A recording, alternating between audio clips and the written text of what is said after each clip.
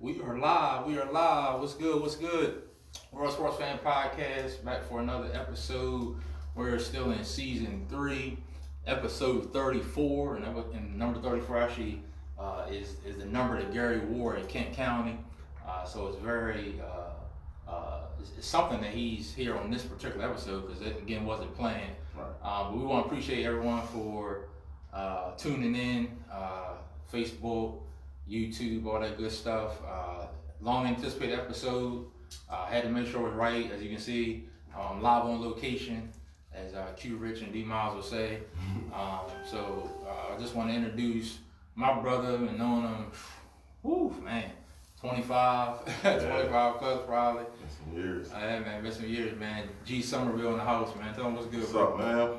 It's good, Facebook. What's good, everybody? We here, man. Good to see you. Yeah. Yes, sir. Yes, sir. Like I said, the people been waiting. Yeah. You know what I'm saying? We've been waiting. You know what I mean? We had some conversations earlier in the season about when we was going to try to get together and do a couple of things. So basically, you know, Big Gary, what's up? What's up? We're just talking about you. So basically, we gonna give you the rundown of the great career that this man had. Like you said, from rec ball, you know, when I met him to, you know, playing on the same AU team to high school to college and all that good stuff. And we're gonna talk about a lot of things that we went through. What's up, Mike? In the 2002-2003 season, posted that picture a couple of days ago on Facebook. So we're gonna talk about a lot of stuff that guys might not know about, might have been waiting to hear, this, that, and the third. So, you know, we're gonna go ahead and get right into it. Another reason I always do this, you know, maybe you haven't heard, but I always like to give people their flowers where they can still smell them. You know what I'm saying? Even though, you know, I always say I appreciate you, definitely appreciate you, you know what I'm saying, my brother for life, loving you. And we just, you know, showing the world, you know, what the shore has to offer. You know, we got done with the South Bay side the last 3 weeks, you know, shout out to, you know, Ty North, Nick Burnell, Bubby Brown. And now we're talking about not just the North, but the Warriors and the connection that we all have these next few weeks. So we all go ahead and get right into it. And thanks again for everybody listening. First and foremost, bro, I mean, obviously you know, played basketball, football.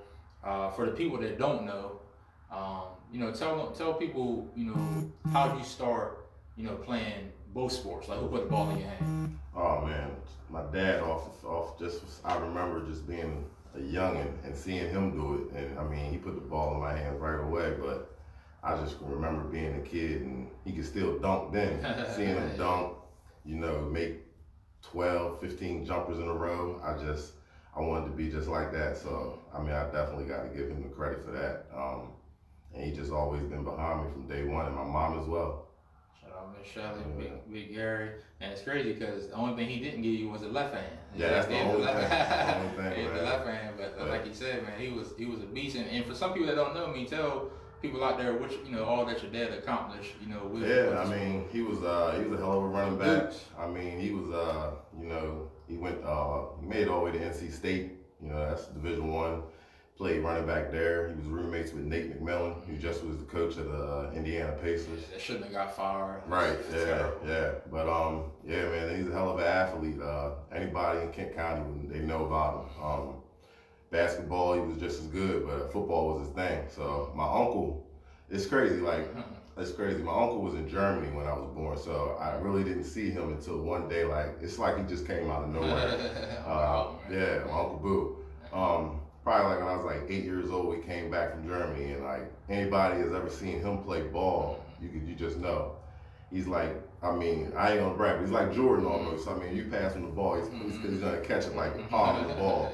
So when he showed up, it took me to a whole nother level. And once he knew his nephew was into basketball like that, it just became a family thing. Yeah, and I can be a testament to that as far as a couple instances. One, I remember going to Chestertown or I don't know if he's out Big Woods, I can't remember, but going to his crib and playing ball, you know what I'm saying? And I remember going out there, I can't remember who was with us, I know it was Mike Turr, I can't remember who all was with us, but he had the official court up, like, you know what I mean, the court was up, he had the lines down, so, you know, I remember being out there playing, and then obviously, you know, we felt the wrath, me and my dad and him and Ashton, you know what I mean, when they busted the father's term, 12 and under, you know what I'm saying, you know, so, and I seen him palm and all that, so, like I said, between your uncle, And then I remember being, you know, in Ocean City with your dad. Yeah. Your dad talking about, man, you can't be running and him Yeah, that's chasing. another thing.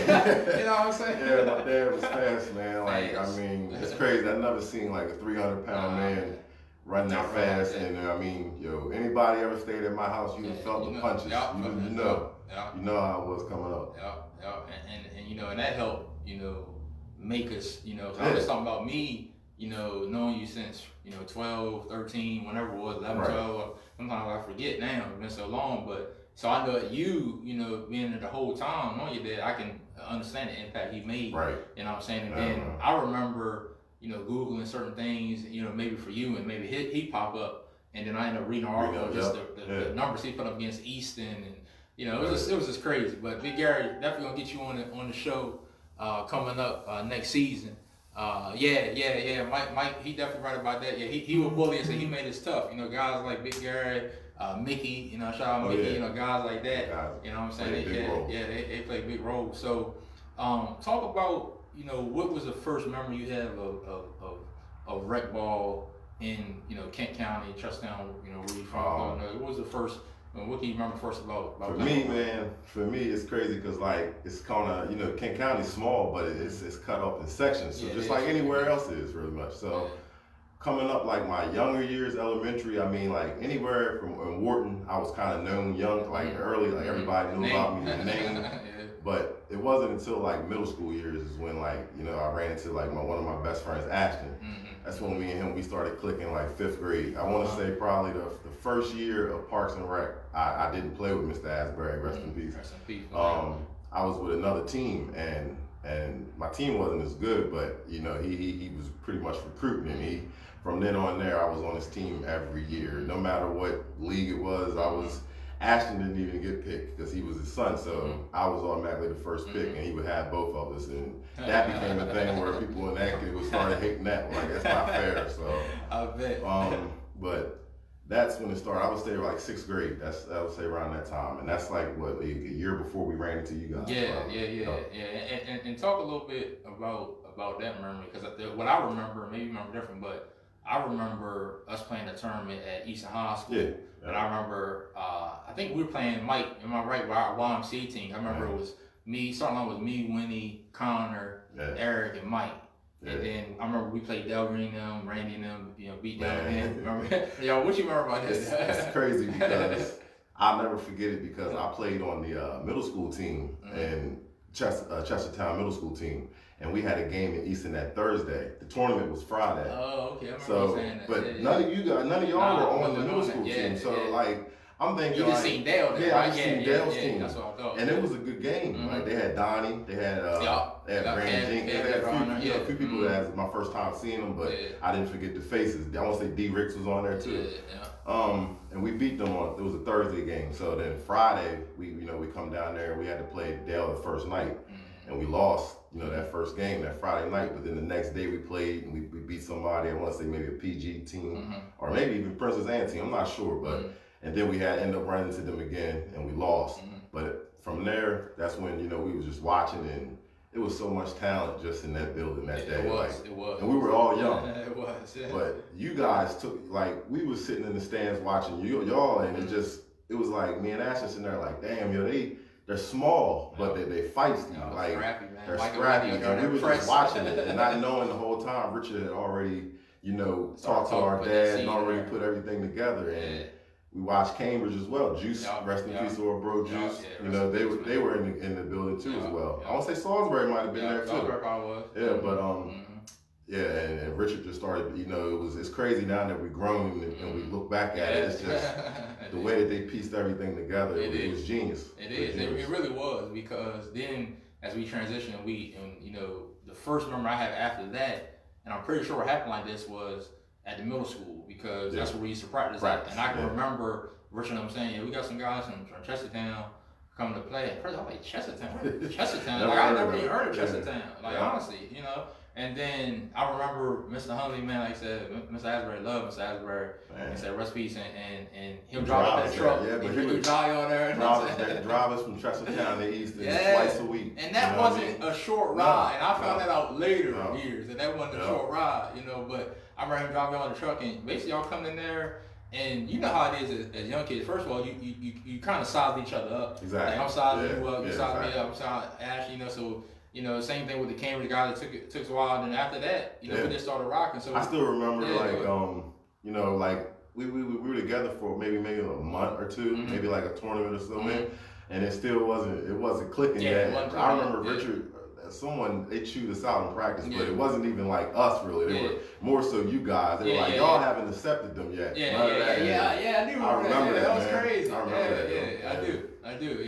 Yeah, that's true because I think for a while and for everybody listening, that kind of started from the YMCA, like Mike was saying. If y'all look in the comments as well, but into the AAU program, Easton Sharp Black Organization. Shout out to everybody that's a part of that. I mean, I don't want to start naming names, but shout out to everybody, because I don't want to forget anybody. But we started that process, and I remember, like you said, us trying to get together. I think for a while, they didn't know your game, they didn't know Ashley's game. Right. Everybody know each other game. And I remember and this was in my head, like I remember Hawk for a while wouldn't even play you as much. Like he played Ashley with that big goal. Yeah. And then I guess maybe I don't know if it was after practice or you just started showing, and all of a sudden you went from already playing to basically start. You know what I mean? So we remember this about the AU days, just the traveling. I remember, man. I ain't even gonna lie. I remember I wanted to quit, and my dad was just like, "Nah, we're gonna stick it out."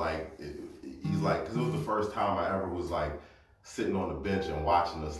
We were small, so. And I was not, like I said, I don't brag, but I was looking at our team. I'm like, I can jump higher than everybody. And we were losing rebounds, and I'm like, I'm just sitting over here like, come on. So it got to a point, I want to say maybe around right before the father-son tournament, or right after that. That's when that's when it started clicking, and everybody just started gelling, and everybody had their role. Everybody had their role. That's when. Yeah, that's real, and I remember, and for a lot of people, obviously we're kind of fast forwarding this a little bit because if not, we could talk all night. Yeah. But shout out to CJ too. Yeah, CJ, I know Cowboys, bro. Cold Spring 1 though. I'm here for my bro though. I'm gonna let it live for right now.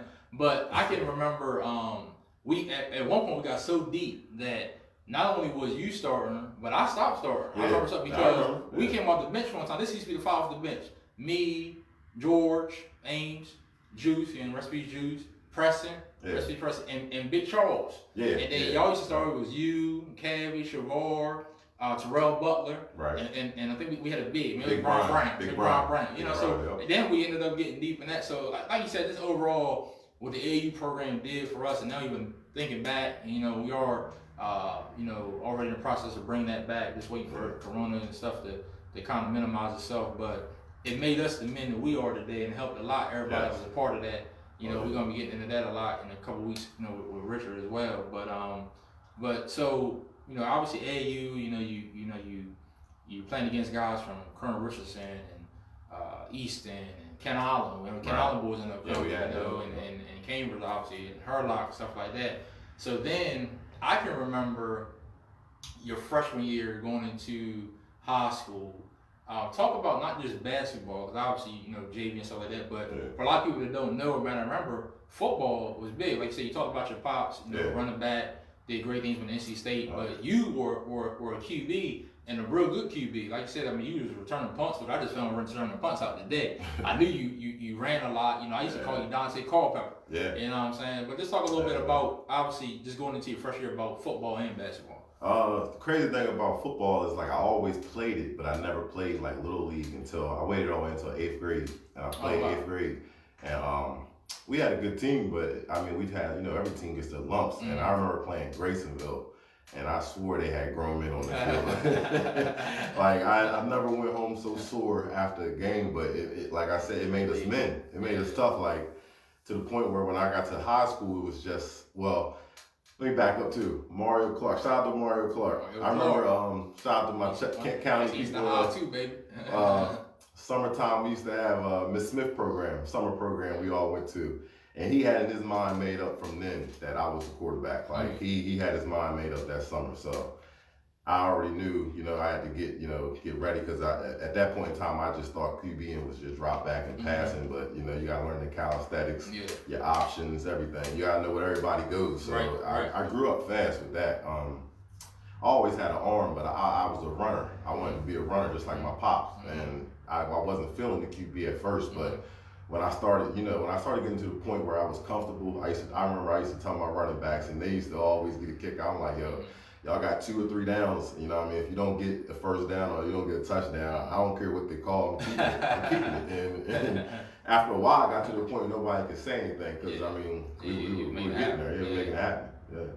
And I remember, going to high school, and I remember you played with guys like Jeff Cole, Ben Jackson. Yeah, you know what I'm saying? Like I remember nice running backs. Yeah, nice running backs. Like, I remember going like to the homecoming games, and the thing that was dope with homecoming was like most schools played Friday nights. Yeah. Y'all played Can't Saturday. always play Saturday. During the day, that joke was we always play was Saturday. dope. Man. Yeah, like during the day on that Saturday. So like those memories, that's just like almost some what do you want to say, like varsity blues, man. Yeah, for sure. Just Friday night we got you out late and we got a game tomorrow morning. You know what I mean? And the whole county coming out. Yeah, it was dope. Shout out James, that's an Eagles fan right there talking about your Cowboys. Hey man, I still rep my team. I know we look bad. Represent. But yeah. So that's what stuck out to me about football. And a lot of people also don't know. Obviously, we get to the basketball about Easton, but football, people wanted you to come to Easton to play football. And they actually Jody asked you to come. Like, one thing that we'll get to the basketball, people are saying, we never asked them to come play ball at Easton. It wasn't even nothing, no recruiting type stuff, nothing like that. But football is where they actually wanted you to,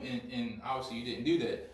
I'm going to jump just to the beginning of 10th grade. I think after AAU, 9th grade, how, back then we had, I don't know when we started getting cell phones stuff, but we wasn't on, so it wasn't nothing popping off like that. So we kind of lost touch for a minute. And then I remember going to Kent County. We always played Kent County early in the season. I remember going to Kent County 10th grade and walking in the gym, and I was like, where Gary at? I remember asking somebody, thinking you on varsity. Right. You know what I'm saying? Right. But for some reason, they still had you on JV early on. I was like, what? JV? And I remember being in the back, wait for the game and getting changed up, and I heard this big loud, and I was like, what happened? Gary didn't he? He was like, 34. I said, yeah, I knew that was what happened. So just talk about your 10th grade year, just as far as the transition from starting on JV, but ending up on varsity.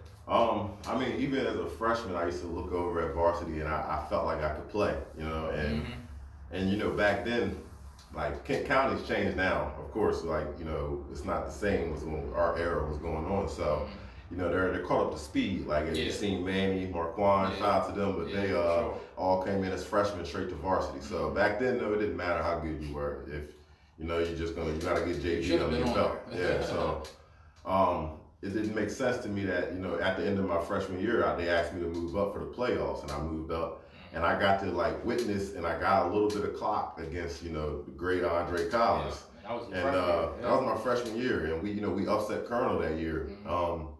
And we got to play Chrisfield, and we got to see how real Andre was. So I remember after seeing that, I remember just wanting to I got to get better. I got to get better. So going into 10th grade, it was just like a big transition.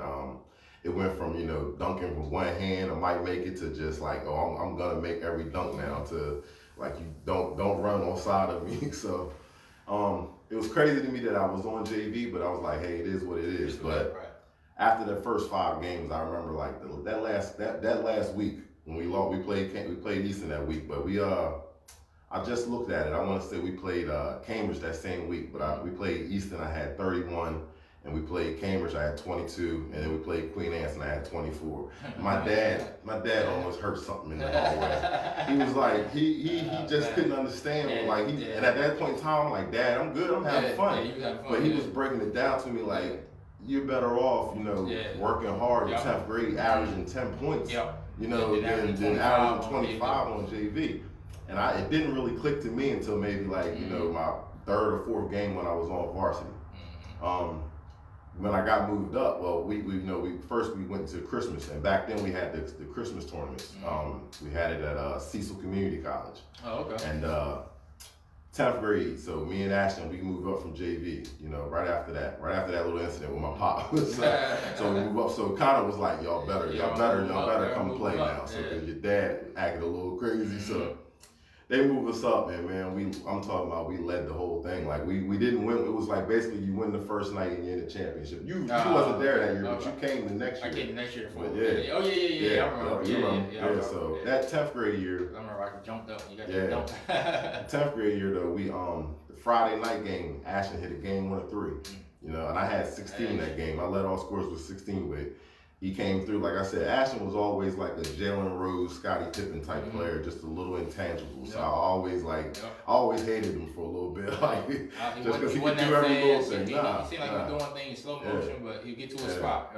But so he hit the game winner that night. The next night, you know, it came down to the last shot, but we didn't have any luck and we lost. I made our tournament team, and I just knew, I'm like, the next year when we come back, we're winning. But from there, I stayed up on varsity. For some reason, they kept Ashton down, and he went crazy after that. Though, I mean, he averaged like 30 on JV after I left. But once I moved up, it was a little like, you know, you get a little rumblings because I gotta. After a while, I mean, like the first game I came off the bench, but then second game I started, and you know, it's like, damn, you got a sophomore coming right in, but. I mean, I was ready. Who were some of the guys on that team? I know Tyran was there. Who were some of the guys on that team? My cousin Daryl Turner, he was a running back. We had my man Jerron, Mr. Promoter. You know Jerron. We had Jerron. We had Thomas Gross. He was 6'6". We had Damian Jefferson. Yeah. Andre Walker, my man Drady. He was incredible in the football field. He was Pac-Man out there. But and Victor Brown. Victor Brown he's a good scorer, man. We had some good key players. It just couldn't mesh it together. Yeah. And I remember 10th grade, and it kind of was the same for 11th grade, is that we always blew y'all out in Kent. But Easton, for some reason, it was always close. It was always close. Like 10th grade, I can't remember the exact score. I couldn't find it, but I know when we get to 11th grade, I know it was a 10-point game. We got some foul on. I had a mean press, man. Just set us in fits. So that's kind of how we reconnected. Because I remember after that game, because we played early in the year, and I remember, just exchanging numbers again and talking to Miss Shelley and Big Gary, and then based from there, we was thick as thieves. You know what I'm saying? I mean, from there, we never lost. We never lost contact again, and then we just kind of went from there.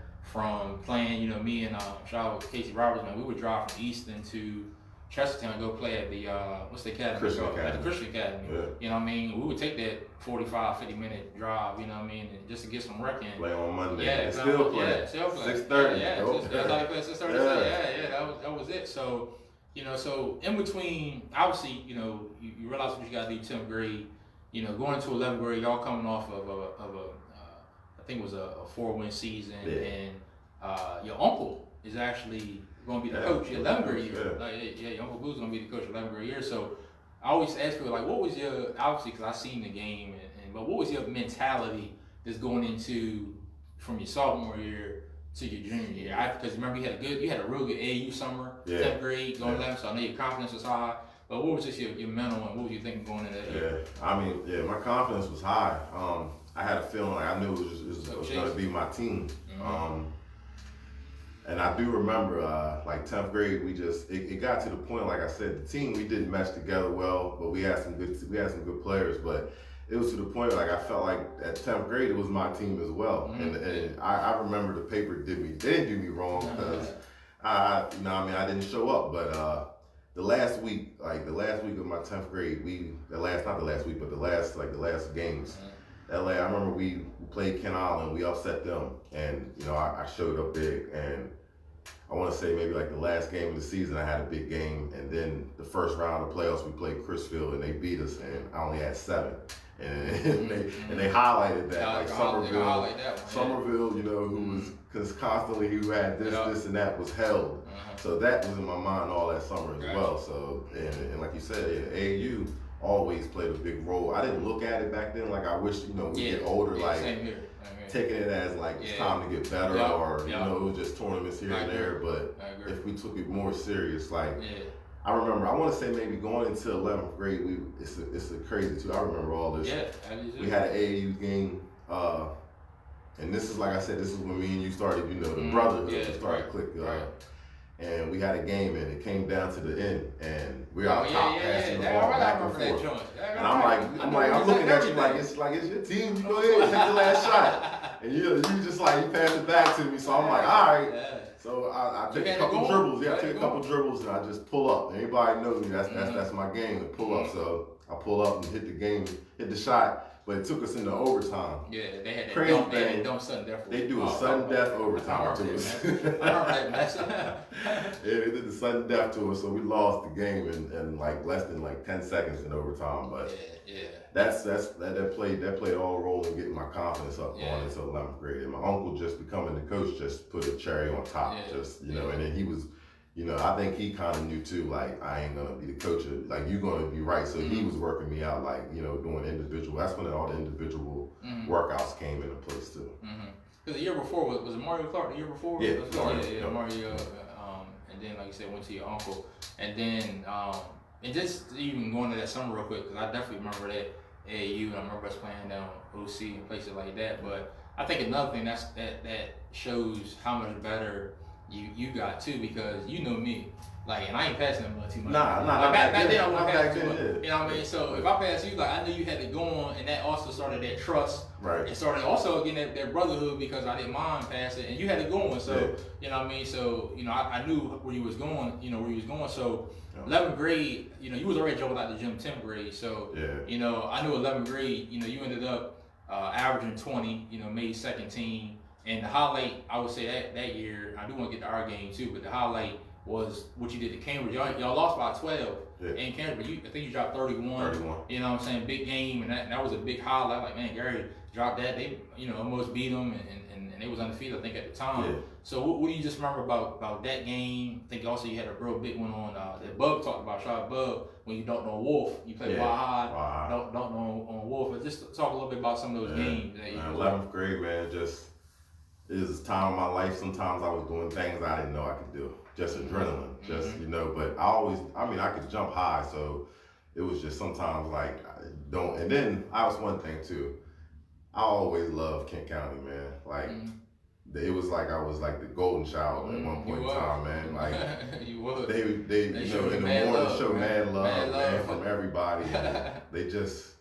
It was like, I gotta put on. You know what I mean? They put you in that position, you gotta put on. Like, we gotta go see what Gary doing. So, you know what I mean? It was that. I just remember, like we said, the Wild High game. Of course, they were incredible, undefeated season. They came in and were blowing us out, doing all crazy dunks. So I just remember, like, going in the timeout, one of the teammates like, man, you gotta get a dunk. And I'm just like, man, we can't get the ball right. And like, that it happened, like, fast break, tomahawk dunk over somebody, and the gym just went crazy. Then the Cecil, that Christmas tournament, we went back down there. I had 23 the first night, 26 the second night, MVP. We won the championship. Caught a body down there too. So like I said, we made up for the 10th grade year. But it's another game too. I couldn't find no highlights or stats, but down North Dorchester, my 11th grade year, like you played it down there too. But best game down there. I want to say I had a 36 down there, and you did. I had a good game down there. It was one of those games like I hit a 3, hit the backboard and went in. Like, I just was on. Just was on. And I played good against Cambridge both times. It was just some games it was easy to get up for because we were summer teammates. Right. So Cambridge, I was like I could get off. And it just was like it wasn't like they didn't care, didn't mind, but they were just doing them. You know what I mean? Like, ask Gary.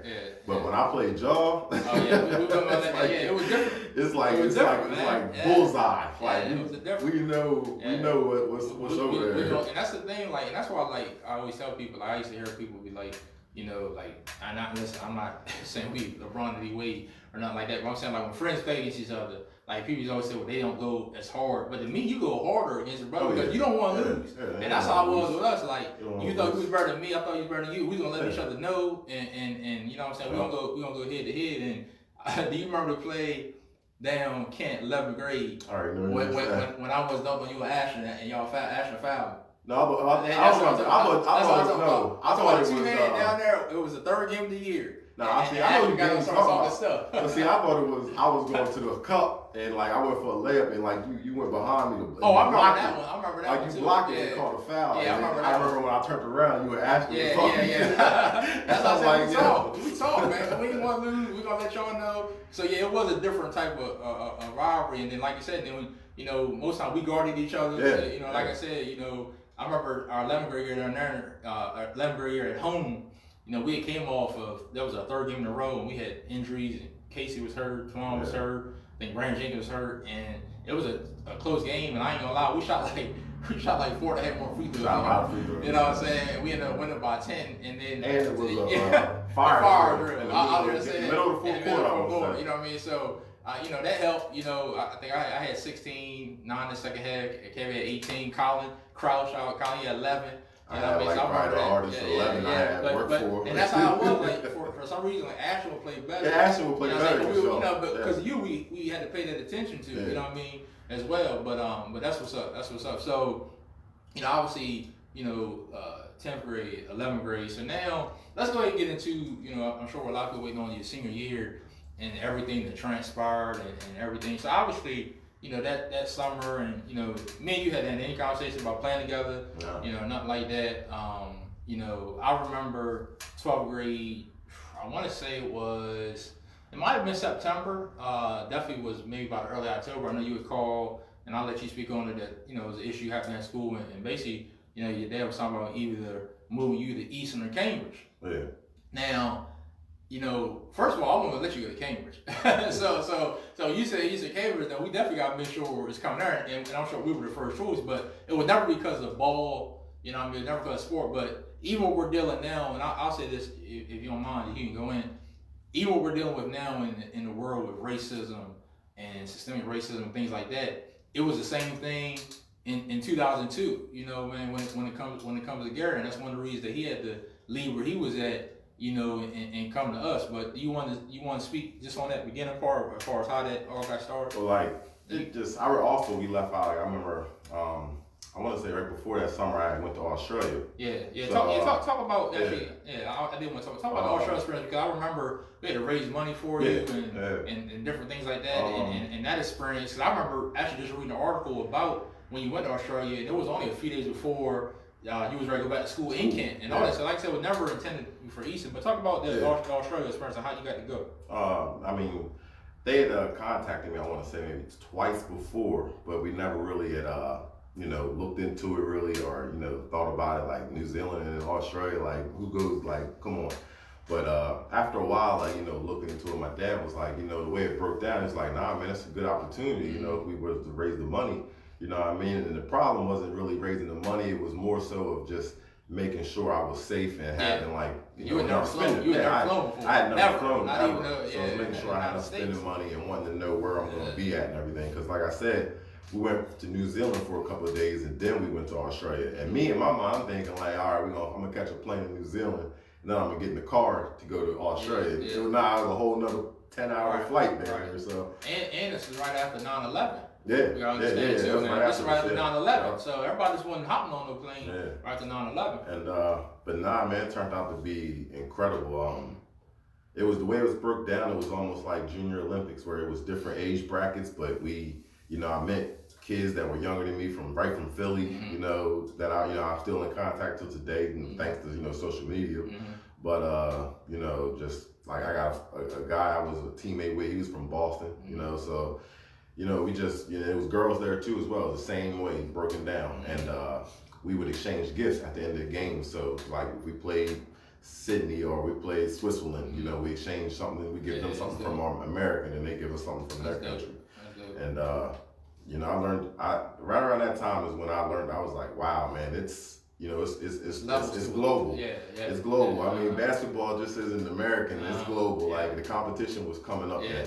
That's when, that's like 2001, 2002. That's around when, Dirk and Page and all them guys were having successful years. Just starting Yeah, that's a good point because, like you said, it's not like it was now. Nah. Globally, like back then, it was early. Like you said, we halfway scared to go over there. Nah, you know what I'm saying? Yeah. So I remember you going. I was like, all right, yo. You know what I'm saying? Like, I'll pray for you good. But I wasn't going. So I'm sure that also helps your confidence. You know what I mean? You know what I mean? So let's talk a little bit about that. The coaches that were our coaches were like all former Division I coaches. So my coach was a guy from Appalachian State, Mike Muse, and I mean, it was crazy to me because, like I said, when I got there, like the competition that all the kids that came from all over America, the competition was good, but I looked around, I'm like, man, I mean, I'm like top tier up here already. So, and he just fell in love with how strong I was with attacking the basket. So he just would tell me, I mean, anytime you get the ball, just go. Like, don't wait, just go. And then that, it turned into him, you know, just teaching me things that I later on was like, wow, like, you know, get the ball out in front of me, keep the love, all that. It all just played very role. And you know, and I remember reading about that too. And they used to scale you. You know, they gave you a scale, and everything was, like you said, exceptional. The numbers that it was, and like you said, that's one of the things they said was it was surprised how strong you was. You know what I'm saying as well. You were, man, because I remember, like, man, we was 14, 15, like you had a little mustache already, and you was already strong calves. Like, you know what I'm saying? So you was always a stronger guy. Like, you know, we were proud. We weren't lifting up like that. But that's the thing. Like you said, you was just naturally just big. You know what I'm saying? So I know that confidence that, you know, that you were ready to probably, like, okay, me, Ashton, was it DJ, you know, whoever else on there, like, we got enough to, hey, forget Easton, forget Cambridge, whoever, you know. So just talk about what went into you end up coming to Easton. Well, my dad, he was, you know, kind of wanted me. He was pointing toward that direction that year before, my junior year. But I really wasn't, you know, trying to hear it. Like I said, I love home. And you know, he's the opposite. He's like, home is always going to be there. They're going to still, you know. I wasn't looking at the bigger picture because it's crazy. Because in that 1 year where we'll get down later, I mean, I got a scholarship from Easton just off of that. That was one of the toughest decisions ever in my life, man. Just to decide to leave and leaving my man's. That was the thing. That was the thing. So it was, you know, I thought about it, and then what happened at school was also like, you know, it pretty much pushed me out. It became a situation where it was a he say, she say thing. I'm not gonna get all the way into it because this is so old, but I mean, and it was like I was targeted, really. So, you know what I mean? Wrong place, wrong time, you know, so.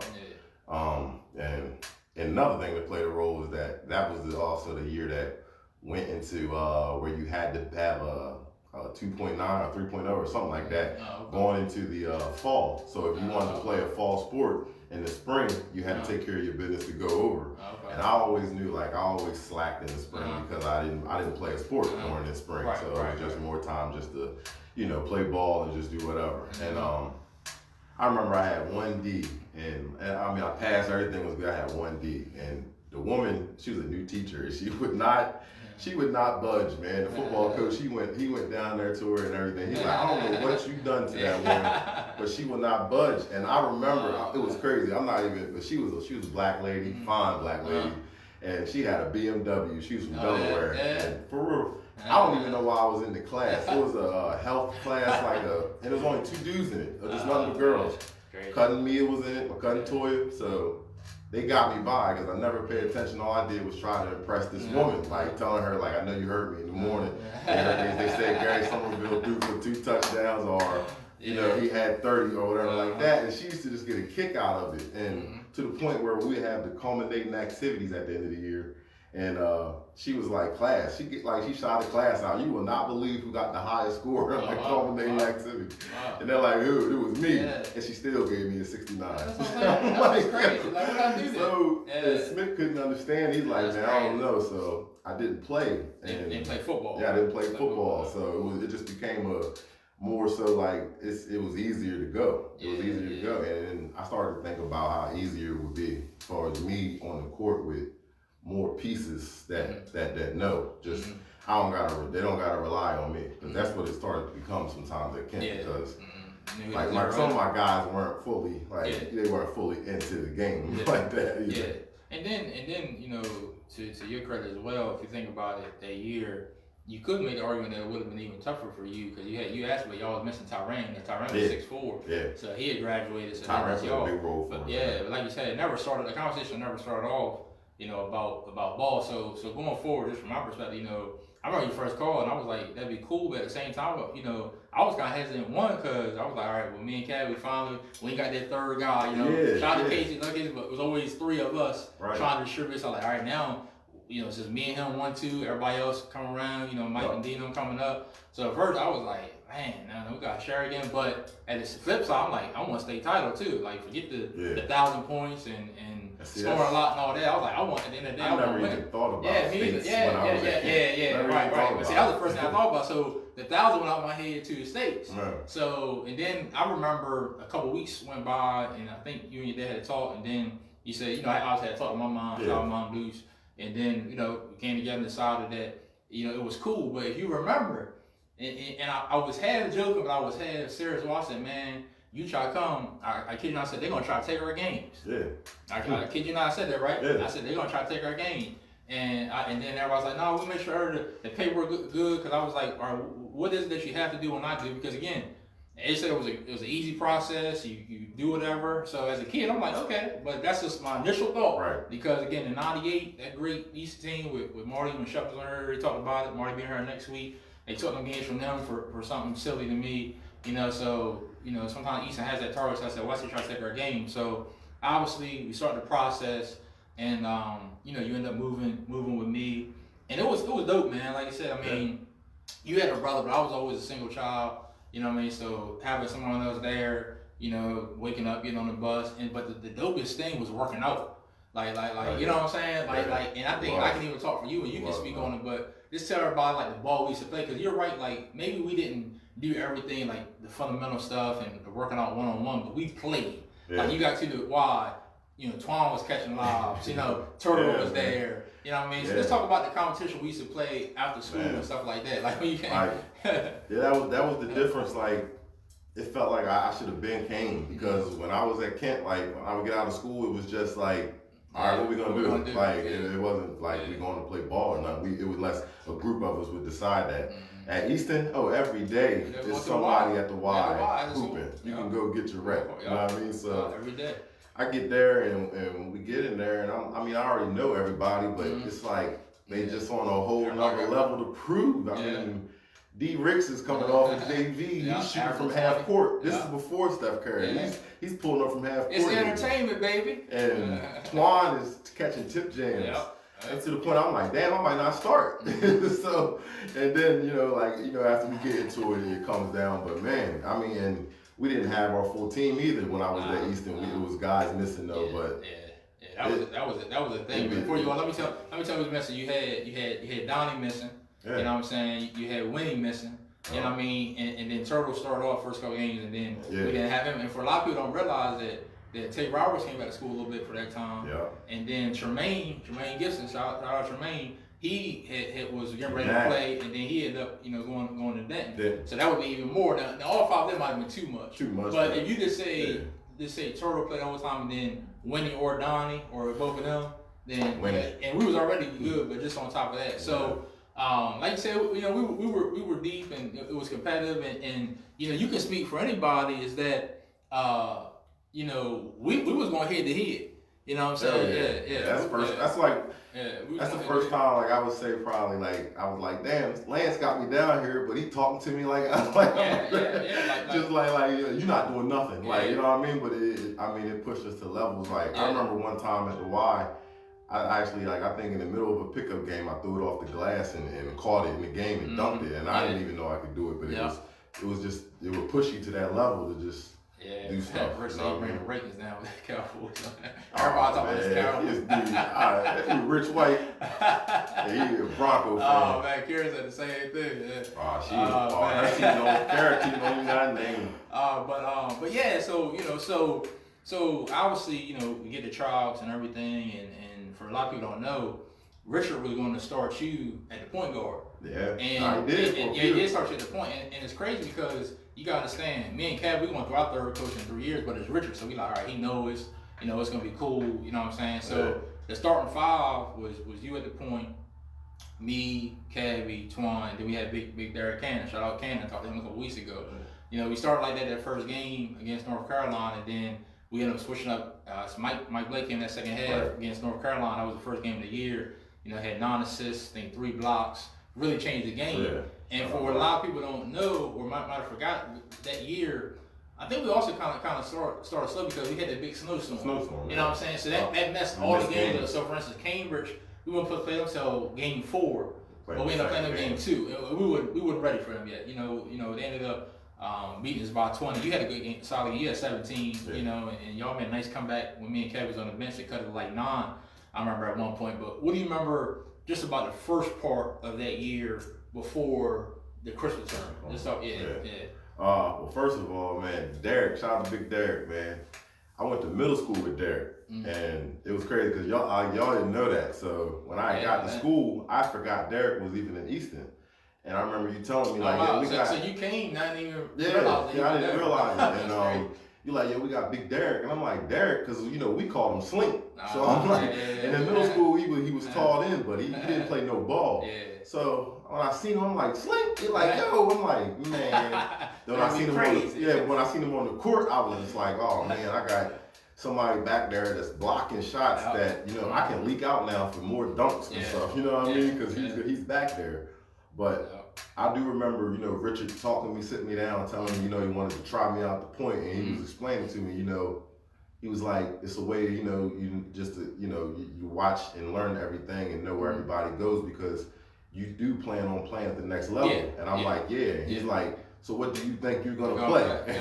And that's when I first thought about it, and I was like, I ain't gonna be on the wing really unless I'm, you know, going to a small JUCO. Maybe if I went to Chesapeake right on the way, I might, you know, to play on the way. And not to cut you off, but kind of reminds me of Marty because his senior he moved to the point too. But go ahead. And so, you know, it made me want to learn the point guard more. But it also, I remember in those first couple of games, I was just like, you didn't know what to attack or the pass. Yeah, I didn't know when I wanted to attack or you know, should I feed this person or make sure I get this guy a shot. You know what I mean? And it just became like he could tell I was uncomfortable. You know what I mean? And Marty could tell too. So and then I mean I played good, but it was games where you know we could have played all better, but I do remember us even winning games and it wasn't really pretty. Right. Yeah, it wasn't pretty. Until we changed up. Until we switched up. Yeah, we switched up, and in the first part of that year, you know, we started 5-1 before the Christmas tournament, and I think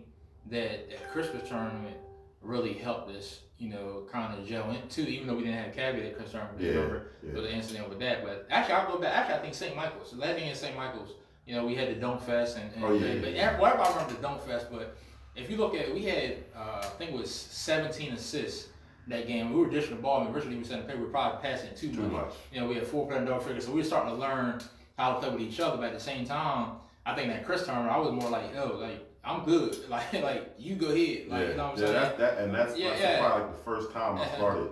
Because I remember at Christmas tournament, I want to say the first night I had 25. 25. So that's like the first time I broke the 20. I broke in the season. I had coming off of a season where I averaged almost 23. And then I'm coming in transferring. I'm thinking like I don't need to average that, but it was times like I would look around thinking like, is it you gonna take over? And you might be like, I'm looking at you. You know what I mean? So. One thing I think about too is like, you know, when D Wade and LeBron first got together. And like you said, we're not saying D Wade and LeBron, but I remember when D Wade was like after the first ring, after the first year when they lost, he's like, I had to call Bron and tell him like, you gotta stop deferring to me so much and just go. You know what I mean? So because I think like that first game, like, you know, it looked good, even though it was an ugly win. Like, you know, I had 20, you had like 17, 18. The first game, everybody spread, but we know that wasn't all that. Right, and then we had to understand how to put Derek into the game because we wasn't getting Derek enough touches. So like that Colonel game, the third game of the year, that's when we started getting him and we kind of went. So Christmas tournament, which we should have won. You know, we had a couple of lapses. Mike can attest to a couple of lapses against Dover in that press. Ron Ron's right. That first game. We can talk about it. Don't, you know, I was gonna bring it up, but I'm glad you did. Andrew Markey, you went baseline, and it was the best dunk I've ever seen. Cause probably also I was right there. Yeah. But man, just talk about like Ron was saying, like when you went baseline, like what were you thinking? Like, that, like I said, you surprised me that time. That was like I said, that was like a welcome to Easton. Cause like I said, like oh man, that's another thing. Coming to Easton was like it was incredible. It was incredible. Like man, the new kid on the block. Like, cause I already knew all the fellas. You know what I mean? So it was just like, oh, I might be talking to one of my boys that I just, you know what I mean, over here with. He's like, oh, this girl said this and that. I'm like, damn, I'm the topic of the month. So when it came to basketball, like, it was like, I can't wait to get out here and show them what I really can do. But then I just remember, like, the first game, Ron them come out, they just came out on us. Came out hitting. Yeah, they came out on us, and I was like, hey, Ron, what's the white boy name with the red hair? Boy could shoot it. Oh yeah, boy could shoot it. He reminded me of the boy who used to be on Indiana, on college. Boy could shoot it, man. But yeah, go ahead. But yeah, they came out on us, and I'm like, this ain't how it's supposed to go. And I remember Richard called a timeout, and he chewed us out. I mean, like a classic Richard guy chew out, and we woke up. And I just remember, you had a dunk. And I remember looking at you like, that's how you feel? You're like, yeah. And then the next exact play, it just was perfect. Shout out to D. Ricks. I ain't gonna forget you. He got both of them assists. He got mine. Yeah, D had the assists. But I mean, I always had the 2 foot. I was a 1 foot jumper from the jump, but the 2 foot was there as well. That 2 foot, nice. And I just remember like, and everybody in that one side on Denton, that rim. That rim low. I felt like my chest was, you know what I mean? And I barely jumped. I felt like when I dunked. I just remember dunking and them throwing candy, and I was just trying to find my pops just to see him. And when I seen him on film, he would just see he was ecstatic. You know? Yeah, and you know what? In North Carolina, it's always a crazy atmosphere. Like, it's what they call a dog pound. Atmosphere, yeah, it's always a crazy atmosphere there. Yeah, for sure. Yeah, but that was a great dunk, and like you said, we continued to St. Michael's, and then like you said in the Christmas tournament, and then the thing about it is what kind of hurts the most is that when everything happened, and that's what we were transitioning to, Matt Taylor. Yeah, I remember him, man. Boy could shoot it.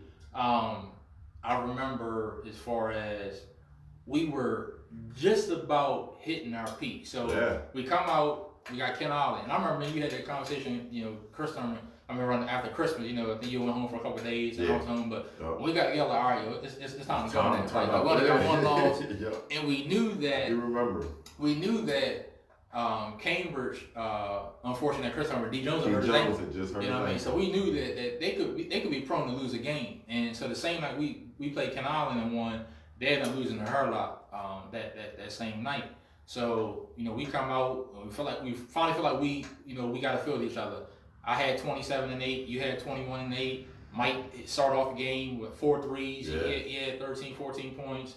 Cabby hit, and I think he came off the bench that game. Yeah, Cabby came off the bench. Twan hit, Derek. So I think, we're finally going. So then the game after that, Snow Hill. Yeah. I'm gonna let you carry away with Snow Hill. I ain't gonna talk about. Like I said, though, I do remember us having this talk, like during that Christmas break, like man, it's time to turn up. We lost that one game, but that was early. Yeah. So, like we went down Ken Island on a Friday night, and Ken Island was another gym I love to play in. The atmosphere was real on Friday night. So we went down there. We threw on this nice show, had a nice dunk. Had a nice little tomahawk tie. Ty Perry jumped in front of the camera. Ty Perry. But man, the Snow Hill game, I remember looking at, back then we used to get the Star Democrat. And I remember looking at the South and the North, and I'm looking at us and Cambridge at the top. And I'm looking at the South, and it was Wye High and Snow Hill. Pocono. But Snow Hill was right there too. I was saying maybe like 4-1. Snow Hill lost one. It had Edwin. Edwin last year. Shout out to Edwin. But so we know it's a big game. I'm like, this is a statement game. I'm like, it's a statement game. They're coming to our place. So for anybody on the South, I'm like, it's for them to be like, oh, Easton got something. You know what I mean? Like, because I ain't gonna lie, on the South, they look at it like whatever they doing over there, what they doing over there. But it don't matter because they felt like some of our teams, some of our top teams in the North couldn't beat some of their middle teams. You know what I mean? So, and we played them. It was one of them nights. I felt like I was at Kent County in my junior year. I had like 6 threes. Everything was going in. I had a half court shot, coast to coast dunk. As soon as the game started, it was on. And it was one of them games like, I don't know any of y'all, but y'all in trouble. Yeah. It was one of them games. Yeah. You had 32 in basically 3 quarters. Yeah. You had 40 easily. The reason he only played 3 quarters because we was blowing them out. The final score, we only beat them by 9. you know, but we blew them out because we sat basically the whole fourth quarter. And I remember, like you said, I remember everything we did before that game and everything, and we was just ready. Yeah. I remember, like you said, we looked at like, yeah, like this is how we should have been, and this is how we can see, okay, we beat Ken, which is a good team, even though they didn't have Ron Richard at that time, but let's see if we can compete with this team. We know it was good, and we came out, man, defensively. You know, what I tell you, I said I got Elwin. You know what I mean? I started feeling like we all knew our roles at that point in time. Like how you came out, you was like, gee, don't even worry about having to guard the other dude. I got it. Yeah. So that right there instantly just had me like, well, I'm about to just, offense. I'm about to go. Let's go. So I think the dopest thing at that time was knowing, okay, Cambridge had lost and North Dorchester. So we all had one loss. And we knew we had a week coming up after this Mardella game where we were going to play Ken Island, then play Cambridge, and then play Hurlock. And the unfortunate thing is we played that and won, but we didn't play it in first place with Gary. Right. So we started hearing rumblings about, them talking about taking our games away, and we was like, why? Something about, Gary eligibility or something like that with playing. I don't even remember all of it, but from what I understand, it started after the St. Michael's game. I don't know, what exactly happened. Some people said Dusty, some people said the other guy, I can't remember his name from St. Michael's area. And I remember for a while, even when I seen these guys, I would carry that for years. And now we talk, Dusty and stuff like that. But just talk about, your feeling, because again, when this happened, we weren't adults, we was kids. So at the end of the day, you take this away from kids, and we didn't do anything wrong. It was paperwork that was messed up on the Board of Education and on Talbot County. That my mom did, and then you go to the paper and they got our names in there, my mom name, y'all. So just talk about that whole thing that you went through. Because you went through it more than it was crazy, man. Like we just was saying, though, I felt like we was just really starting to gel, and I felt like I was starting to come into my own as like I can lead us. You know what I mean? Not even just by myself, but I got us. Like, you know what I mean? And I just remember being in class and Mr. Thurber they asked me to come to the office, and then he's just questioning me, and I'm like, what's all this coming from? And he's like, well, I mean, if you're not like, if your dad doesn't live in Easton, then you gotta go. And I'm like, what? And we never said that. And that's what was crazy, because what's crazy is because when my dad enrolled me, my brother was with me. My little brother was with me. And I remember them asking, they're like, are you going to enroll your other son? He was like, nah, he's in middle school. He's only in middle school right now. So he's like, we're seeking to live, like we're seeking housing to move. He was like, but Gary's a senior, so we want to get him enrolled early. And this was, like I said, like you said too, I was enrolled before basketball even started. Man, it was before basketball. It wasn't like you came I was on an honor roll as well. Like everything was rolling. So it just out of nowhere, and it went from me like, in Easton to all the way back, sitting me back home in Chestertown. I'm just sitting home. My mom's at work, my dad at work, brother at school, it's crazy. Y'all in school. My people in Chestertown, I'm just home, just chilling. Like weird. So like what's going on? And I was going to ask you, because I think, early on, we were probably a little selfish at first, thinking about ourselves, thinking about, the games and ball. But when I started thinking about that's when I know you was my bro though. The first night when it happened, the Mardella game, I didn't play, but I went. He was like, bro, I'm rocking the headband for you. And I was like, man, Lance will never wear the headband. And you rocked the headband the whole game, yo. Yeah, I did, man. That was an emotional game, though. Like, I remember Richard saying that game, like, everything was going on. Like, that's when we heard everything getting on the bus. And I remember B. Rich, he could talk. I remember he was like, man, we don't feel like playing now, so, but as a leader, I know, like, as much as it pissed me off, like, we had to still go out and play and and I remember we starting off sluggish, because we just emotional, man. Like, we kids. We kids. Like, whatever y'all saying we did or we didn't do, you taking away from kids, you know what I mean? Right. So, making my mom sick and all that. So, I had that, but I always thinking back about the emotion you had to think about. Because like I said, you sitting home as a kid, middle of the day, senior you know what year. I'm saying? Like, senior year. And that's the thing, your senior year. Like, you come to Easton, so what other emotion stuff were you going through just at the time that I wouldn't even know about? Man, I was just like hoping that like it was a mistake or something. Like I just was like I'm like thinking like, man, where is this coming from or why? You know what I mean? Yeah. And then at the same time I started feeling y'all because I didn't miss one game the whole time I was out. I came to every game. And y'all, and the crazy thing is that y'all won every game besides the Wild High game. So it wasn't even all about me, but it was just like, why? Like, why? If they're taking me away, then why are we taking the losses, the games? Like, it just didn't make sense. None of it made sense. And nobody had answers. And even to this day, like, we went all the way across the bridge for a hearing. All the way across the bridge. They let me out that day too. And you spoke, and we did the hearing, and we found innocent. And they were looking around like, why is he really here? Yeah. Like, that's what they were saying. Like, why is he really here? But after that, they made you sit a couple games, but they still couldn't give our games back. They reinstated me, but they wouldn't give us the game. But the truth of the matter is, if the adult had taken the blame forward, then we would have got our games, and none of that wouldn't have happened. But like I said, they basically blamed it on kids, and like I said, bad paperwork. But when Richard comes on in a couple of weeks, we'll get his perspective and get into it even some more. But it was a hurtful thing for a while. I mean, again, you work so hard. One thing too, man. Shout out to my Easton people too, though, because that's one memory I never forget. I came to the Cambridge game when y'all played Cambridge at home, and I remember a couple of my boys. We drive down there, and we get to the door, sold out. We're like, damn. Yeah. I call my man Boo Ricks, and he's back there. JV had just ended, so he's back there in Mr. Johnson's classroom. He's like, yo, come around back.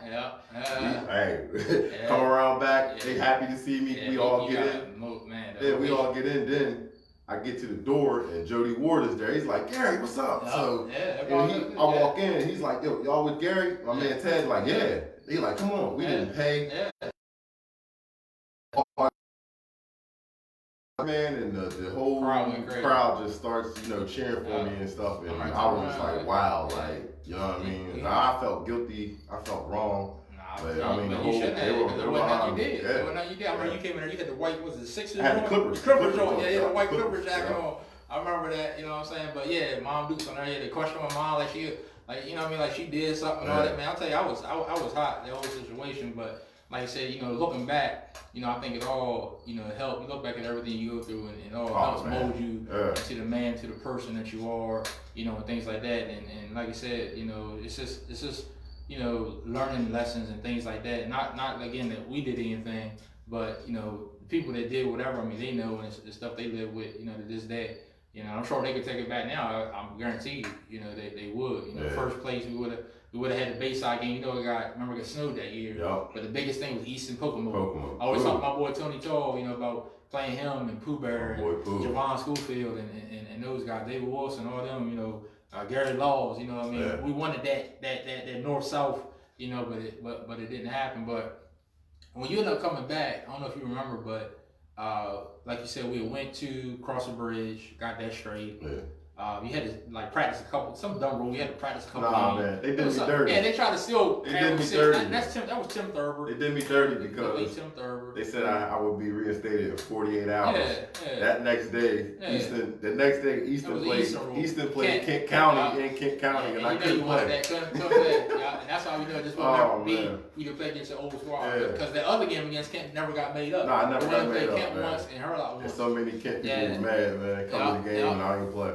Yeah, we definitely stuck together, Mom. I think that definitely, everybody on that team, from the coach to the players, we definitely stuck together and we got stronger. And to this day, we're still, tight, you know what I mean? So I definitely think that definitely, helped us, you know what I mean? We didn't quit, and like Gary said, we kept on going, we kept on going, and we was winning for him. Like every time I got in, I said, all right, I got my scoring a little bit, boom, let's get it. We gonna do it for Gary. So like I said, Wild High was the one game where we definitely needed, Carl Campbell, those guys, and I didn't come out aggressive enough that game, So you end up coming back against Chrisfield on the road. But this is the thing, we get Gary back, but we lose Derek.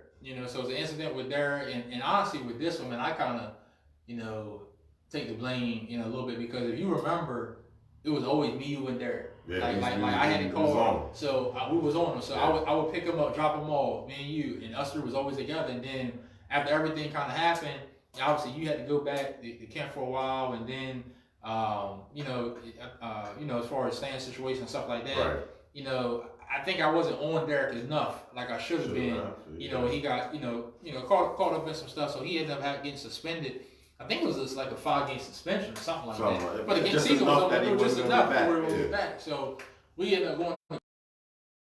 I mean, you have a great game. You know, you pick up right where you left off, 20 plus. You know, the condition obviously whenever you cramped up, stuff like that.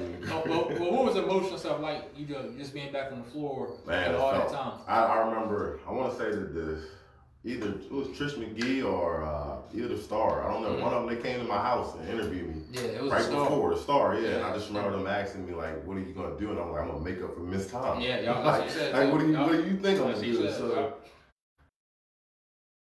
like, I'm just gonna give it my all. Like that's the first time. You know, coaches always tell you like, give it your all. Yeah, that was the first time. Yeah, it clicked. Like it was like, man, I don't know. Yep. I don't know what they trying to do, but you know what I mean. I'm gonna give it my all. But we it was just like another thing though, another notch, like another hurdle we had to overcome right after we got Gary back, but we lose Derek. Yeah. So now we trying to, you know, fix that hole because that's a big, you know, like that was center. So it was a crazy season, man. Yeah, toes are cramping, Mike, man. And I never in my toes are cramping life. like a mug, boy. I done had Charlie horses, you know, the calf everywhere else, but yo, I call a timeout, get to the sideline. My toes is like this. Man, cramp, boy, cramp. You gotta drink some water, boy. Yeah, oh, man. But like you said, that was a long time going without condition. But like I said, you picked up right we left off, and we told you, I mean, you know, BU. I mean, obviously we didn't have Derek, so that changed a lot of things. But you know, Chrisfield, if I'm not mistaken, was the last game of the regular season. Yeah. So that's what I'm saying. We had one game to tune up. You know, and it wasn't getting Gary back. That was easy. You know, sliding in, but it was missing. You know, 6-8. You know, as well. So first game of the playoffs, and this is what kind of sucks too because seeding would have been totally different. Like I mean, totally different. You know, I mean, we wouldn't have played Bennett, you know, in the second round for quite a while. Probably not till the regional championship. You know, but first game, instead of in the bottom, we ended up having to go to seed Decatur. Right. Shout out Aaron Watt. You know, we ended up playing against them. And, you know, I mean, we blow them out. Remember, we started off like 1 for 11 from 3, and then all of a sudden, you and Kevin got going in the second. Yeah. You know, I think you had 11 in the second. He had like 10 in the second, and D Rich started hitting Mike, everybody, Twine. But just, you know, talk about just that playoff game and what it meant. You know, you had 22 and 9 and 5. Yeah, that was a big game for us, you know, coming out, and I felt the same way. I'm like, we shouldn't even really be on the road. We shouldn't be playing Decatur, but it is what it is, you know what I mean? But the seeding was just off, and I just remember like, you know, this is it, like, you know what I mean? This could be it today, and at that time, man, you know, in our minds, we was thinking as kids like and basketball wise, you should already be signed, know where you're going at. Man, I didn't have a clue what I was going to do yet. You know what I mean? So it was just like, I'm not ready for this to be over. And, you know, we came out that day and we got it done that day. And Aaron, my boy, to this day, Aaron Watt always say the same thing. He'd be like, man, y'all whooped our ass that day.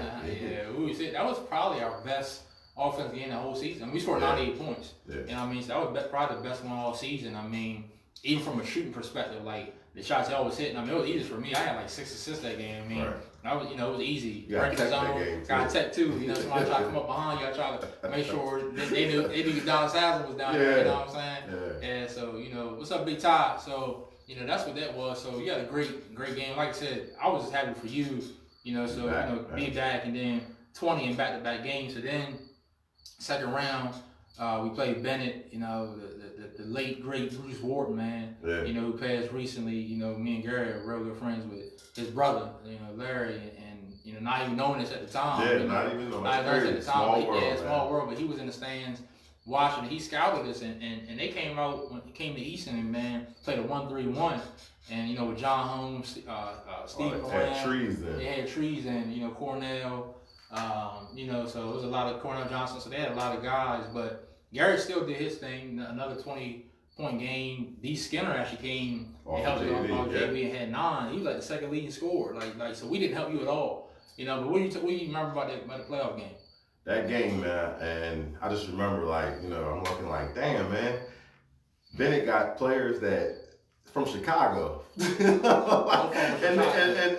we talk about they trying to take our games and someone come from Chestertown, one about ball, but they got 2 players from Chicago. Yeah, but I mean, it is what it is. But I was thinking also, like, they bigger than us, but I was like, yo, if we had Derek, all we needed was they had about 3 6-7s. You know what I mean? All we needed was 1.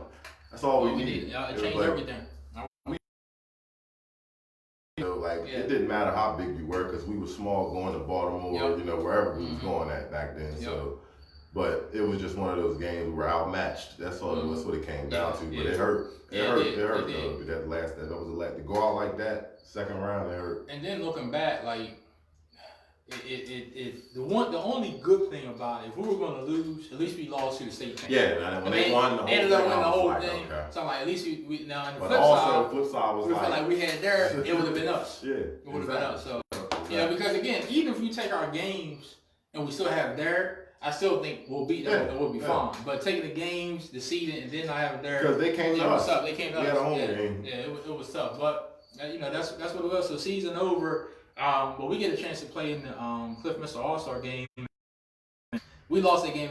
You put on a performance, man. I mean, just talk about your numbers there. If I'm not mistaken, what was it? 18 points, 15 boards, rebounds, 6-7 assists. Yeah. Got a dunk. We were winning like the whole game, and then they ended up coming back, and we came back again, and then we lost by 4. But just talk about the All-Star game, man, and who we got to play with, and against, man. Just talk about that. That was just a fun time, man. Like we had our brother Shavar with us. Yeah, that was fun playing the trip, man. He already played AAU with us, but he was just coming off a Player of the Year. Mm-hmm. Yep, Player of the Year. You know what I mean? So it was just like let's go over here and do what we do. Yeah, and actually, he wasn't even Player of the Year named yet. Remember? No, it wasn't named yet. But he was balling. He had a hell of a season that year. But it was just we were ready to go that game, and also I remember. My pop was also like, you're going down Salisbury, so it gives a little pep talk. But I do remember being at the foul line, and I remember layup lines, and just doing we doing our dunks, and they come out and man, Eddie Miller, my man Pooh, he took all the crowd from us, and that was our first time seeing crazy. And that was my first time seeing him. We didn't get to play against him. And I remember on the foul line, I'm talking to him, and I'm like, where you going at? And he was like, man, I'm thinking about going to Florida.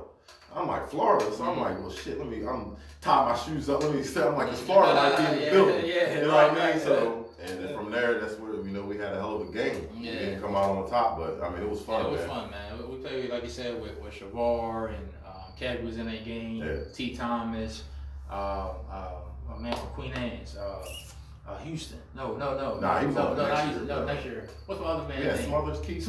Keith, thank you. Keith. Yeah, what's up, Keith? Yeah, Keith Smothers, man. It was good though. It was fun. It was a lot of fun. So the thing I like about, and they even told me probably, I appreciated it, of course, but even looking back, being that you only played 10 games that year out of a possible 20, 21, including actually, no, I'll take that back. It was more than that, including the Christmas tournament, and also gave the 23 games total that you played 13, but 10 regular season games, including playoffs. Yeah. You made the first team. You know what I mean? And I'm glad you did, man. I was mad I didn't make it. I ain't gonna lie. Had Gary Midget over me, and we beat them head to head. He didn't average more points than me. That's another thing we didn't say. Y'all, that week, the week when I went out. They still won. Easton still won. They beat Hurlock. They beat Cambridge. And Ken Allen had Brian Richards back there. Yeah, Brian. Missing you, but you making first team to me helped solidify the player you was, and I'm glad that the coaches still appreciated what you did in the game. So what did it mean to make the first team? Obviously after your junior year, being on the second team. Yeah. It meant a lot. Because even at my junior year, I felt like I could have made first team with the numbers that I had, but I was like, I'm not in the win column. You know what I mean? So I understood it. But getting first team my senior year, was big to me. It meant a lot to me. But also looking at Shavar, like, that player, the Bayside Player of the Year, it's really supposed to be mine. But I missed some games, but. Him always kid about, I congratulated him. I was happy for him as well, and I'm sure him and Jones probably had the same talk because D. Jones was on that year too as well. Just got hurt, but man, like I remember Richard saying that year was just a learning experience, and just he realized he had some tough kids just forget basketball at the time. You know what I mean? So that was my biggest lesson from that. Like, man, and no matter what they're saying or no matter what, we still got through it really. Yeah, but we still only lost that whole year, 4 games, and only 1 to the North, which is that one against Cambridge. Everything else we lost 3 to the South, which was Chrisfield, Bennett, and Wahab. Wow. You know, so I ain't never thought about that. Yeah, it went to the North. You know, so and this is my opinion that we had kept our games, everything was normal. We get first place, like I said, you would have been player of the year. And I think our whole front court would have been on first team if that didn't happen to Derek. Yeah, I think me, you, and him would have been on there, and then in the backcourt probably would have been Sharon D. Jones, probably Easton Cambridge, first team, which would have been cool. But each your own. So, what was your thinking? Like you said, I know you were talking earlier about Pooh Bear, Eddie Miller might be going to Florida. Yes, and we talked about, okay, normally guys, know what they're doing at this time. It's not like it is now. We got stuff you can send off, or it's on social media, or like you said, AAU, we played, but we didn't know, like, okay, this person could be there, blah, blah, blah. So, talk about your process of end up going, I ain't gonna say where you went, I'll let you tell, but just talk about your process of college. Well, the process was like, I'm just sitting back and I'm working out with I'm like, what am I gonna do? So I get a call from my guy Earl Piner, who was assistant coach at Cecil Community College, and I had a connection with them from the Christmas tournaments in the past, and then also I was real good friends with his son, little Earl, who played at Washington College, and I was in middle school then, and I remember going to their games, and one time during a halftime show I won like $75 making a 3-pointer. So, like, I'm sure little Earl told him about that too. And, so they invited me up to, a workout at Cecil. And I get the whole South is there. Like Eddie's there, Moran is there, Kyle's there. Yeah. Craig is just coming off of, No, this is when Craig was just ready to play. I think he had just registered. He's about to play. You're right. Yeah. So, but we play like a lot of games of pickup, but I'm just like, how is he gonna, dictate who he's picking up with all of this? I mean, even the Bennett boys was there, John, Steve, everybody was there. Great. So I'm just like, and they like what they saw, but they never even contacted me or got back into me until the day after I signed my letter of intent to where I was going at. I know that. And it's crazy because when I look back sometime, like I would have been right with Eddie and even Charles, who came a year later, little Charlie. You know what I mean? So it's crazy, and it's crazy because later on I ended up playing against them. But before that, my uncle played a good role in getting me where I was at as well. It's all about who you know. Him and my dad knew a guy named Robert Middleton. Shout out to Rob, it's my guy. He had connections, man, in the Midwest. That's where he's from, and he also coached at Washington College, which is right there in Chestertown. And Rob, he scouted for the Bulls, everything. So I had to go to Washington College one day and work out with them, and it ain't nothing but it was the Lord with me this day.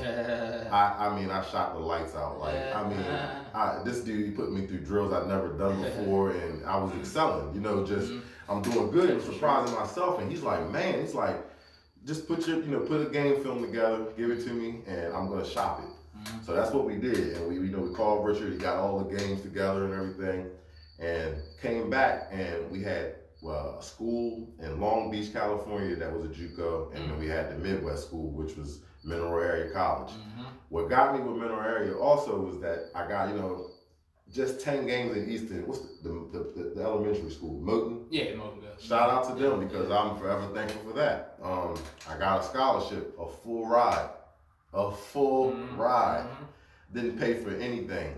So I go, I didn't actually go out there right away, but I went, back then, you have to go to the library and look on the internet, try to look at everything. So try to look at everything, but it never clicked to me that this was the same school that was from the movie Hoop Dreams. Yep. And I own this movie. It clicked to me. So my dad's like, I think, Mineral Area, the Midwest, that's where you should go. It's legit. Full ride scholarship. Like, who does that? So I'm like, all right. Yeah. So, look at it, talk to the coaches. We go out there, and I'm like, yeah, I'm digging it. That's where I go. When I got out there and I started looking at the banners and I seen Arthur Agee's name, that's when it clicked to me. I'm like, wow, I'm here where I own this movie like all my life. And Coach Gray, the legendary Coach Gray, he was in his last year as a coach, was coaching. He's right on the movie, going to Chicago projects to pick these kids up. And they went everywhere. I mean, this school, we had guys from Switzerland. I had a guy, my roommate from Yugoslavia. and these guys could play ball. So I knew right away I made the right decision, and that this was like the real deal. Yeah, and if I'm not mistaken, wasn't it Tabo Cephalosha's? Yeah. The guy from Switzerland. His name was Kamaso Cephalosha. I just actually reconnected with him on Instagram. His brother's in the NBA. Yeah. It's crazy. He used to tell us, like we'd be like Swiss, because Swiss was he's 6'7". They're identical down there. He's 6'7", just like his brother. But Swiss has a better handle. So we used to be on him like, man, you know what I mean? Take it serious. You can do something. And he's like, my brother. That's what he tells my brother. He's like, my brother back in Switzerland playing pro ball. We'd be like, all right, man, whatever. And then 2-3 years later, Chicago Bulls, he's in the league. Yeah, that's crazy, man. 'Cause I remember like his brother, remember some years back, he had the incident with the cops and all that. Broke his leg. That's crazy, man. Like you think back about a whole bunch of stuff and connections and stuff like that. So talk about how it was playing there, like even some of the stuff that you did. Cause I remember talking to you, you was away and being like, man, I used to get mad at Richard for some of that running, but man, thank God we did that run. So let's talk about some of that, and then where you went from there. I'm gonna tell it's for all the kids to listen up to, man. Like, good, man, that's right. If you love basketball, man, you gotta really love it. You gotta love it, man. I'm talking about so much running, man. Like, without you're not even touching the ball, And at that time, you're like, why? You know what I mean? But it makes sense later on. You know what I mean? When you're in a game or a double overtime, you gotta have it somewhere to go. You gotta have some type of energy. Yeah. But man, I remember the first week we had to run 2 miles on every Friday morning. But if you make the miles underneath for 13 minutes, then the next week you only gotta run 1 mile. But only one person was like taking it serious, really. When we started running, the starting point guard, his name was Day. He's from Kentucky. He starts running back across the field to campus. And when I come back around again from the circle and come back around, he's standing in the field taking a piss with his pants all the way down to his ankles. And I'm like, they're like, oh, they didn't know he got the starting point guard on lock. I'm like, damn, like it's like that. You know what I mean? But it was just a rude awakening, man. We had to run that at 7 o'clock in the morning. I had an 8 a.m. English class. Ooh. So that first day, I went to class sweaty and everything. Like, this ain't what it's about. It just, like I said, it was times like I was like, they ain't gonna break me. But it was times I wanted to go home. I wanted to come home because I'd never been away from home that long, man. Like from August to we hadn't even the season didn't start till October. So it was a long period of time of just away from my, where I was used to being. That definitely was a long time, and then like you said, I thought about it too, because I could have went as well. That's another thing. They liked a lot of the talent. It wasn't just me. They liked on the tape. They liked Lance as well. And they liked D. Jones just off of one game. Yeah. So you know what I mean. So I could imagine it probably would have been easier if someone was had there. Somebody with you did it though. You know what I'm saying. So if I'm not mistaken, now your first year, did you redshirt that first year, and then the second year you played? My first year I redshirt. I wasn't ready, and I look back now, and of course you can say that, but when I was there, it was a pride thing. I'm like, wow, why you got me here? Why you got me here on scholarship and you redshirted me? But it made sense. I got to go to practice every day and practice, go at the starters. I got to learn the game, just watch the game every day, get stronger, just to the point where, man, I used to come to the gym, and when I'm shooting, I wasn't missing. And when I came home one time, and I'm playing ball, they're like, damn, you don't miss it. I'm like, dog, this is like a job. This is what I do. So if I shoot a ball every day, it should be like this. It should be like this. It helps you understand as the professionals, like you said, man, it's not easy. No, it's not easy. It's not easy. Another thing, my teammates that were there that first year, a couple of them were from a school in St. Louis, Bashan. It's a I've heard Tatum and Bill and them. They won. Like my teammate, they had won 3 out of the 4 years state champions. My man Lorenzo Gordon, he ended up going to Illinois State. He was on Basketball Wives. He was my teammate. British. British. Zoe. I forgot about that. You said you played with him. That's crazy. Zoe took me to Illinois State with him on his visit. Crazy. So it ran deep, man. We had a teammate from Memphis. I went home. I couldn't go home on weekends. So when they it built brotherhoods with them. When they would go home, gee, I know you ain't catching no BWI. Come on. You know what I mean? So I'm going with them. You know what I mean? So, but we had a guy named Nick. He didn't play, but that's probably the best ball player I've ever He didn't play? Nah, he got in trouble, but he was from Vashon. When I first met these dudes, they were telling me, not to get off topic, but they were telling me like, yo, you know, we was in the Nelly video. I'm like, man, get the fuck out. Like, get out of here. You wasn't in the Nelly video. They're like, no. The first Nelly single going down, baby. Look it up. You see boys behind them right by the red car, all in Vashon state champion jerseys. Those are them. Yep, they were in there. Yeah, I'm gonna have to go back and check that out myself. Man. That's funny.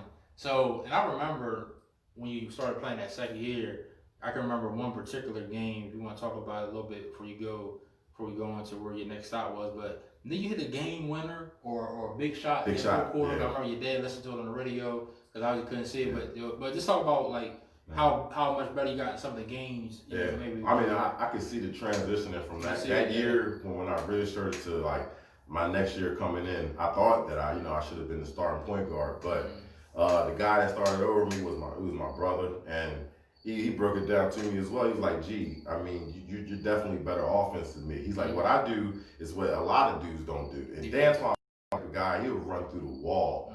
I mean, he dives on the floor. I mean, it was times he would do it, and I'm like, he ain't have to do it, but that's just how he was. Take charges. So, but he was the kind of, like he was more so like a role player, like a Dante Jones, not a point guard, but he starts. You see what I'm saying? He starts, but like when it came time for crunch time, fourth quarter, I was in there, and I started to learn. Like it's crazy because I've always been a fan of your show. When I watched Shelton on here, it clicked. It really clicked. Yeah, I remember y'all talking about it. He was saying something about how when he was in college, he almost forgot how to play ball, and I was like, that clicked to me so much. I got so into the motions of just running point guard, like I would run a play off a screen and I'm just waiting for the big man instead of the next time go right past my man because he's know what I'm doing. So I could see it in the second year. That's when it started. I could score more. I was getting stronger. Get to the basket. So yeah, it was a big transition. And that game actually went to double overtime. But I had a big three in that game. And you end up going.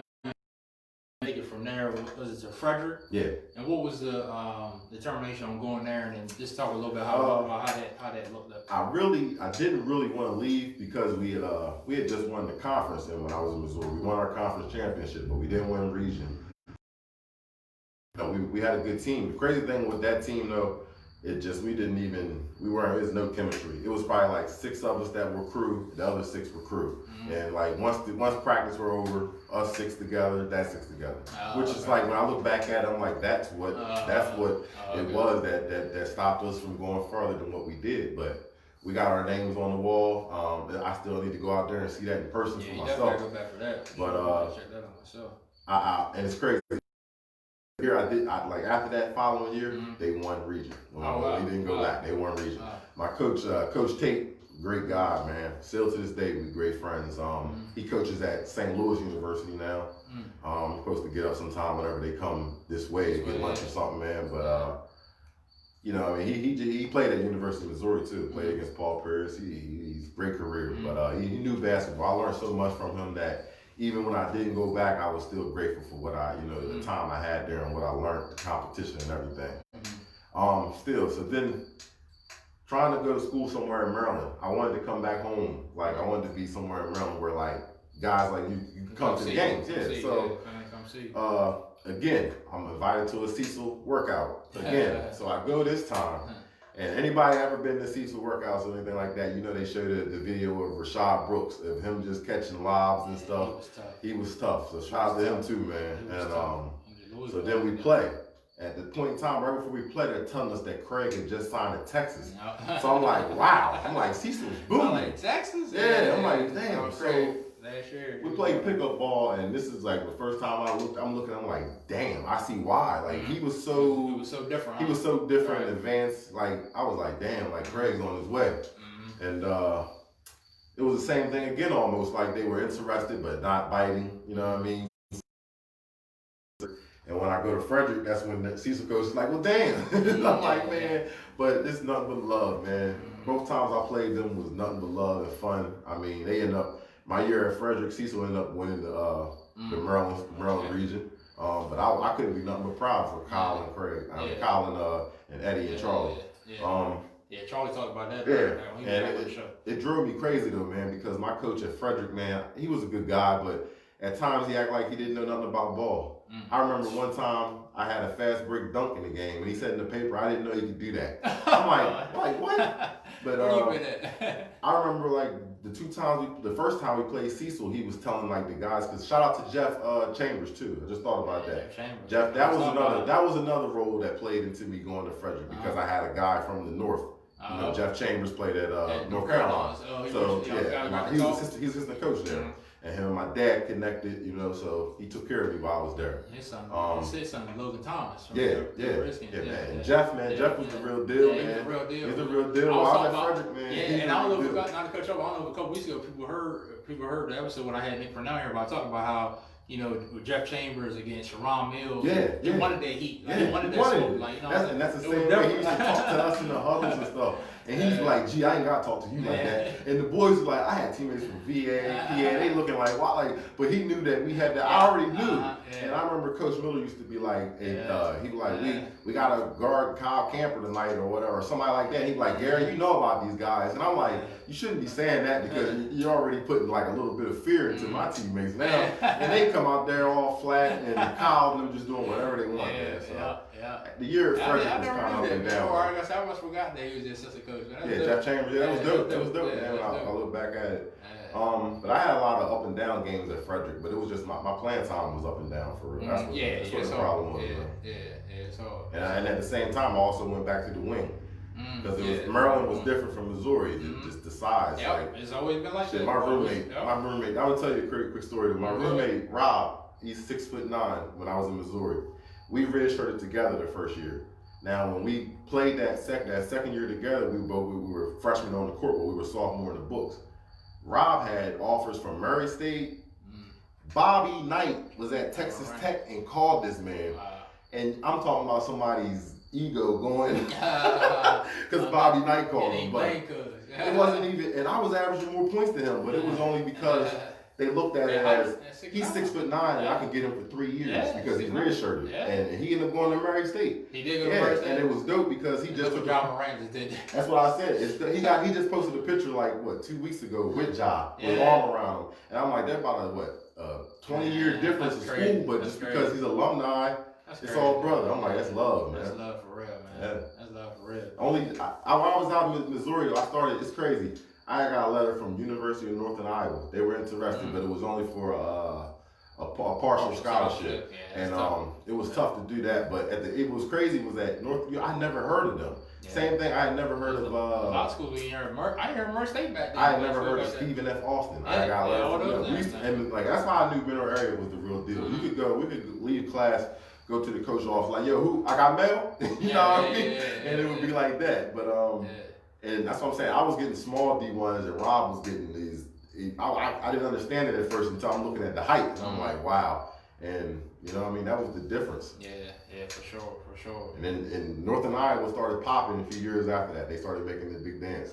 They did. They did. Yeah. That was like way back 2004, 2005.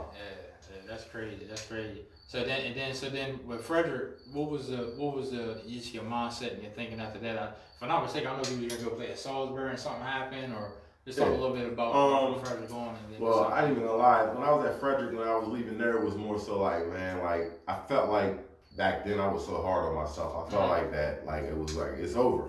You know what I mean? Like if I'm going, cause like I was telling somebody this the other day, it's not like how it is now. You know what I mean? Where it's not. Even with football, you could go to Wesley, Salisbury University. If you produce and putting up numbers, you can get out of here. They're gonna find you. Back then, there wasn't any social media, so it didn't. And I'm not making excuses, but it didn't. It didn't really. You wasn't making it out of Salisbury. But I was gonna play when I got here in Salisbury. But it just one thing that played a role was my father. My dad got sick to the point where he was out of work. He's out of work for maybe about a good 7 to 8 months, and my mom. Man, that's one thing about your mothers, man. She held it down, man. She held it down, man. And shout out you late, but you can run it back. She held it down, man. Like she held the family down at that point in time, and I just felt at that point in time I'm a junior, I'm a man. So I was like, man, I can't have my mom sending me money no more or taking care of me, like making sure I'm good in college. And then what also played a role was I was on scholarship, so they didn't have to, you know what I mean? And now I'm somewhere where I got rent, I got tuition, so I was like, man, I got a responsibility, and that just played into me just, you know, falling back from the sport. I'll tell you what though, man, you know, everything happened for a reason. It's still crazy when we talk about, you know, even our connection, because like even right now, like for people I know, you know, we're in a secure area on the South Bay side. I ain't gonna tell you where we at, but just the connection, like on being back on this side, because I went to UMES, you was at Salisbury, so then again we're like we're right next to each other again. So then like I was just like Bud was talking about and Tyler was talking about a couple weeks back, is that